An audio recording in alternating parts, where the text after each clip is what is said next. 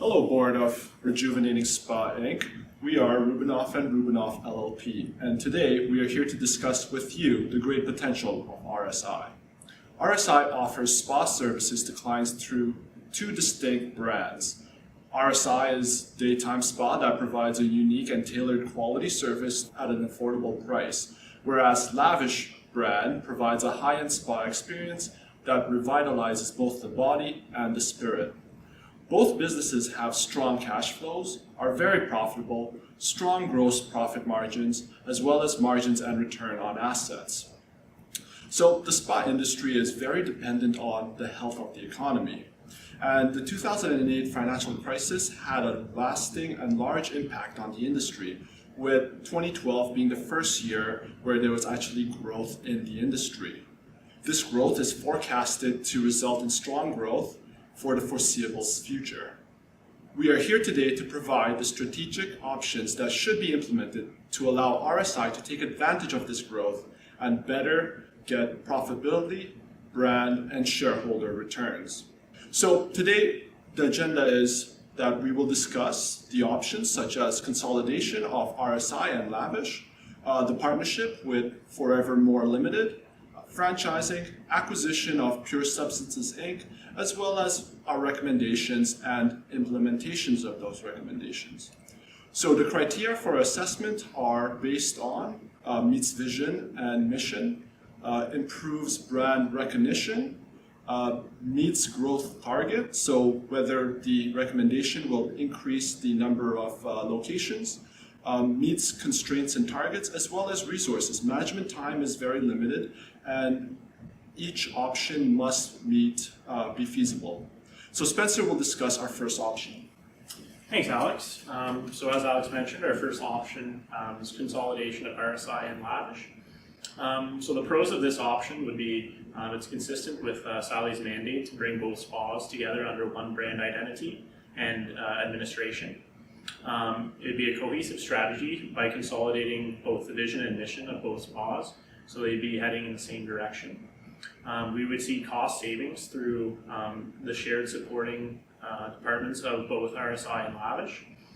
We would also see centralized decision making, so people making decisions can both consider RSI and Lavish's both ideas.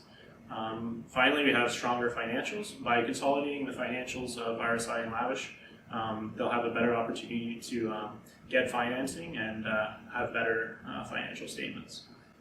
The cons of this consolidation would be the experience.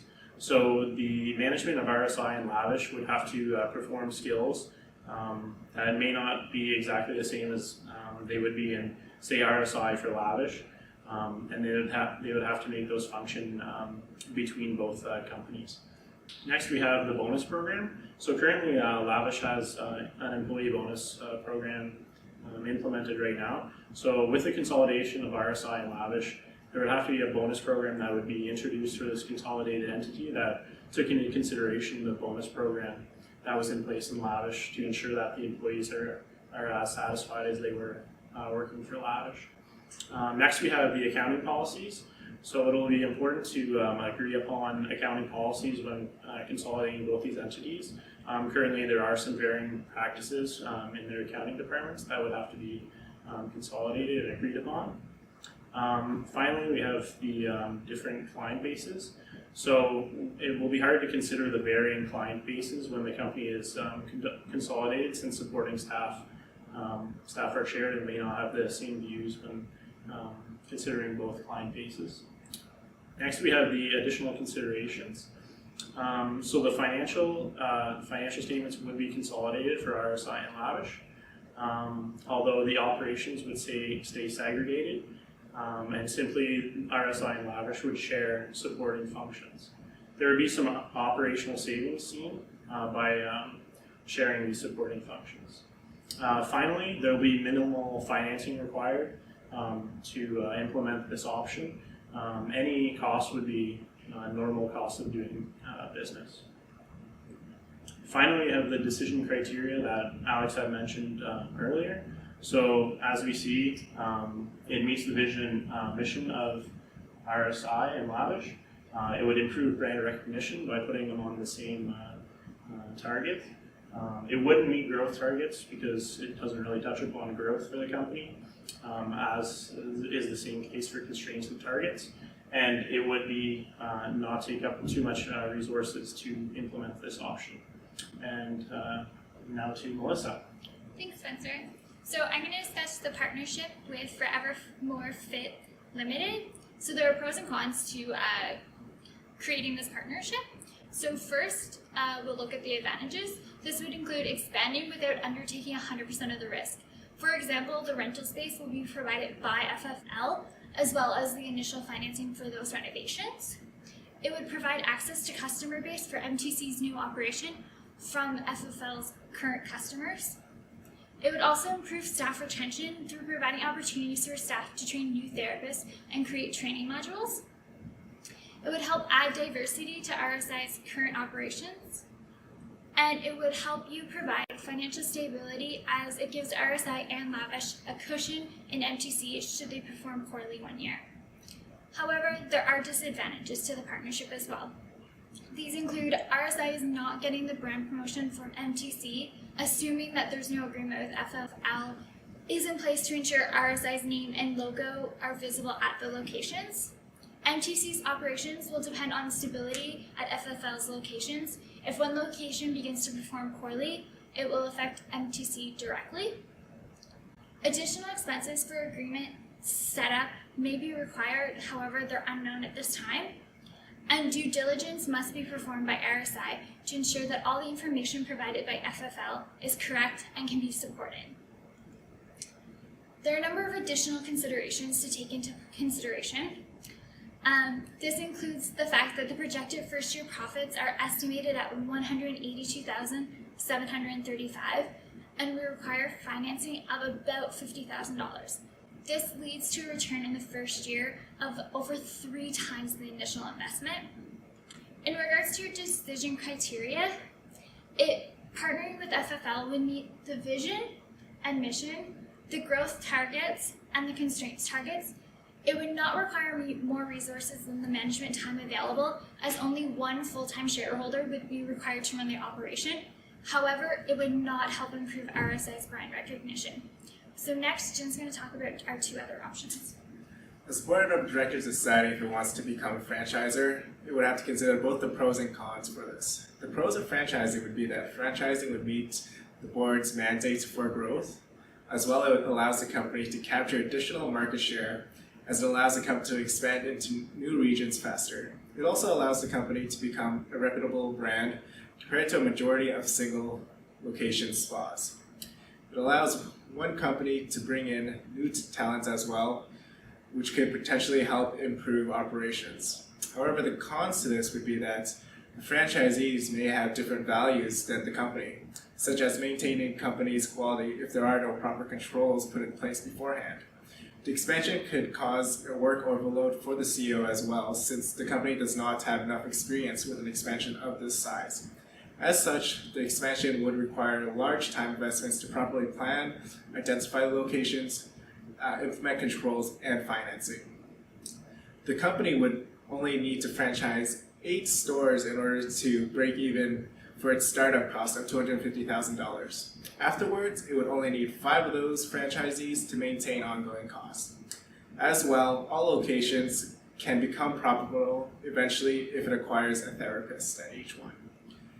Therefore, becoming a franchisee meets the following criteria: the vision and mission, it improves brand recognition, it meets the growth targets, as well as it meets the constraints and targets. However, it does not meet the resources.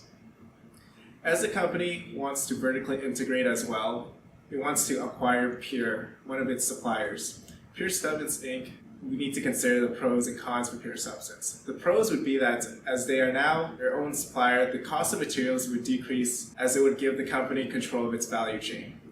As well, they now manufacture their own products, therefore they can create more environmentally friendly products. As such, it would create a better brand reputation for the company. Growth potential increases as well, as the company now has a new stream of business, which currently there are other retailers that are interested in purchasing from Pure. The company is also demonstrating that it is socially and environmentally responsible, as its base of operations for its organic products is in PEI. However, there are cons to this. The company currently has no experience managing a manufacturing operation, nor do they have expertise in the field, which ultimately could lead to an increase in cost if it's not implemented correctly. As well, there is increased foreign competition, causing the company to lower its price further, which further hampers its already failing profit margins. The cost to produce has increased as well, but the company has not seen an increase in revenues following this. And lastly, the current owners want the operations to stay in PEI. However, that may not be the most cost effective, as there are cheaper locations, which creates an ethical issue, as Pure has made obligations to its current staff.